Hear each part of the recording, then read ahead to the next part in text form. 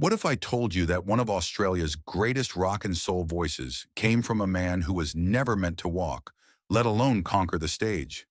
This is the story of Jeff St. John, a trailblazing performer who defied disability, challenged stereotypes, and left a legacy that still inspires musicians and fans today. Born Jeffrey Leo Newton on April 22, 1946, in Newtown, New South Wales, Jeff grew up in Sydney as the only child of Leo and Carmel Newton. From birth, he faced a life-altering challenge, spina bifida, a condition that severely affected his mobility.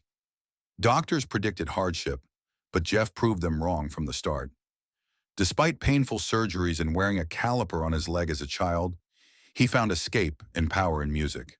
His parents filled the house with records, sparking a passion that would shape his destiny.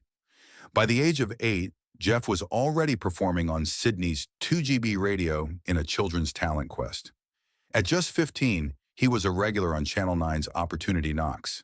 His voice was raw, soulful, and unlike anything else on the local scene. Even as his health worsened and crutches became a necessity, his dream only burned brighter. Everything changed in 1965 when Jeff crossed paths with a group of Sydney musicians. Together, they formed what would eventually become Jeff St. John and the ID, a brass-driven powerhouse band. With Jeff's commanding vocals at the helm, they became one of the hottest acts on the Australian rhythm and blues circuit. Their 1967 single Big Time Operator stormed the charts, proving that Jeff wasn't just another singer, he was a force. But Jeff's career wasn't without setbacks. After leaving the ID, he formed new bands like Yama and later Copperwine, where he truly reinvented himself.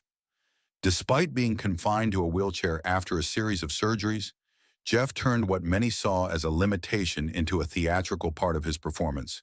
He spun, wheeled, and sang with a presence that demanded attention. Copperwine's 1970 album Joint Effort became a cult classic, showcasing his versatility and passion for blending soul, rock, and progressive sounds. The hits kept coming. In 1970, his version of Teach Me How to Fly soared up the charts, cementing his reputation as one of the finest soul rock voices Australia ever produced. Tours, festivals, and television appearances followed, with Jeff proving time and again that his disability never defined his talent. Through the 1970s, Jeff St. John continued to push boundaries. He fronted the Jeff St. John Band, released acclaimed singles, and even signed with the prestigious U.S. label Asylum Records, the first Australian artist to do so. His version of Fool in Love became a top 10 hit in 1977, showing the world that his voice could rival any international star. By the 1980s, Jeff began stepping back from the spotlight, focusing instead on education and disability awareness. He became a passionate advocate, working with schools and community groups to inspire others facing challenges. And yet, he never abandoned music completely. In 2000, he delivered a breathtaking performance at the Sydney Paralympic Games, singing to over 100,000 people in the stadium and millions watching worldwide. In his later years, Jeff published his autobiography, The Inside Outsider, sharing the raw truth of his struggles and triumphs. On March 6, 2018, Jeff passed away in Perth following surgery complications. He was 71.